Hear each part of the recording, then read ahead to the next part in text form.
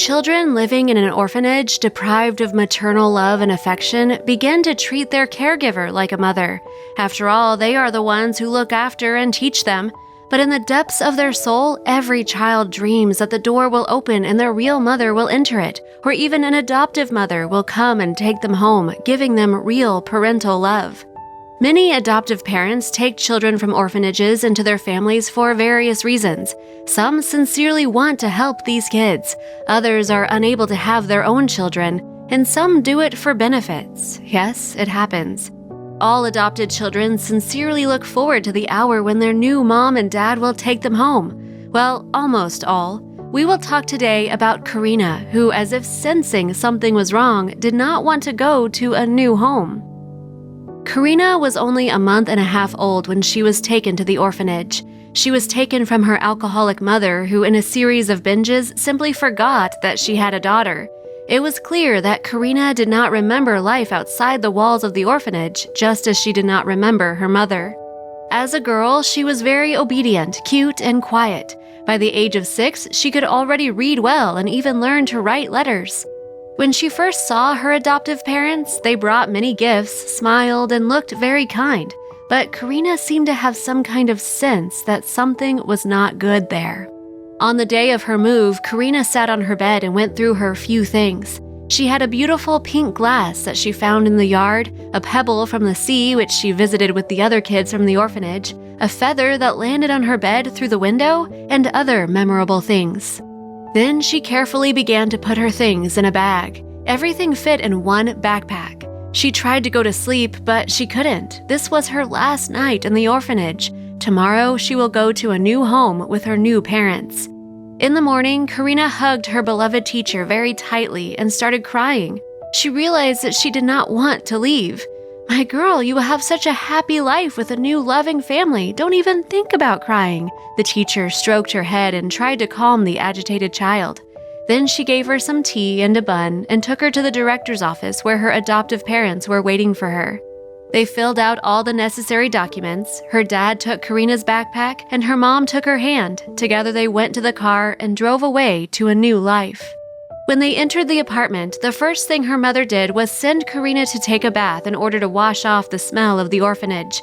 After Karina washed and changed her clothes, her mother gave her a tour of the apartment. Karina started examining the paintings on the walls and books on the shelves. But whenever she touched something in order to take a closer look, her mother gently slapped her hands away, saying that nothing should be touched. Then Karina was taken to her room. It was a very small room with a narrow bed, a table with a chair, and a small chest of drawers. It was the chest of drawers that her mother indicated was for her to put her things in. An hour later, the girl was called to dinner where they explained the rules of the house.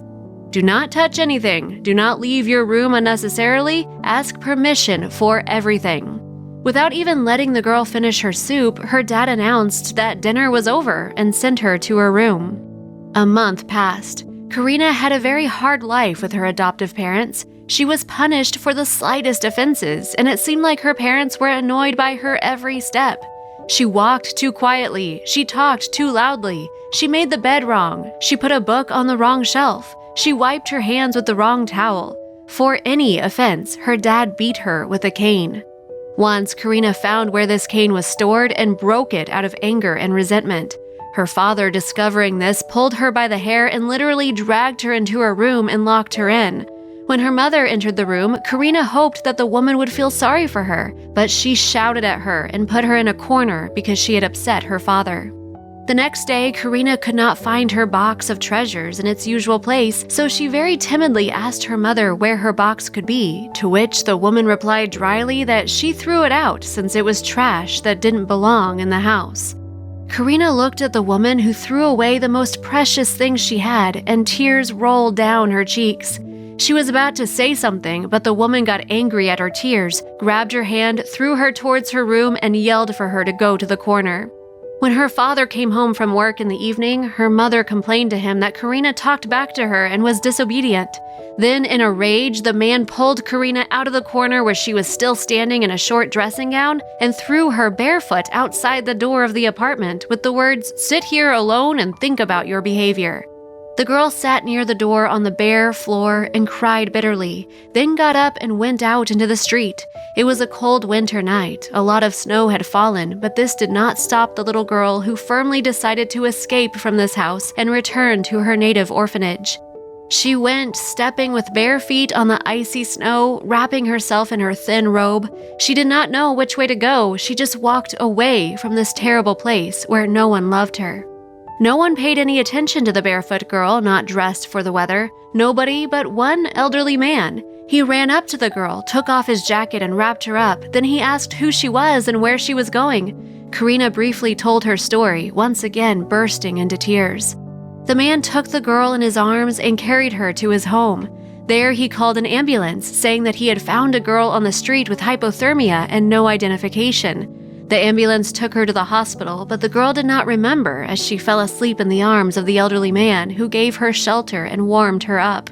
Karina woke up in the morning with her legs and arms bandaged. A moment later, a smiling nurse entered her room, asked how she was feeling, and invited her to have breakfast. She presented a tray of warm porridge and tea.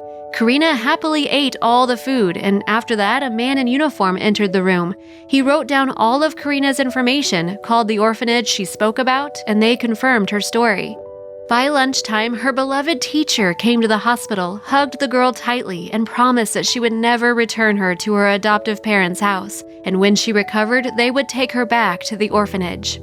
A month passed. Karina recovered and was able to run again on her little legs. She returned to her room in the orphanage. She was incredibly happy. The teacher brought her a new empty box and smiled, saying she could now collect new treasures, starting with a beautiful brooch. In solemn gratitude, Karina took the gift and very carefully put it into her new box. Karina's adoptive parents were brought to criminal proceedings, and Karina is doing very well, continuing to live in the orphanage. Write what you think about this story. Share your opinion in the comments. Click like, subscribe to the channel, and be sure to click the bell icon so that you do not miss our new stories.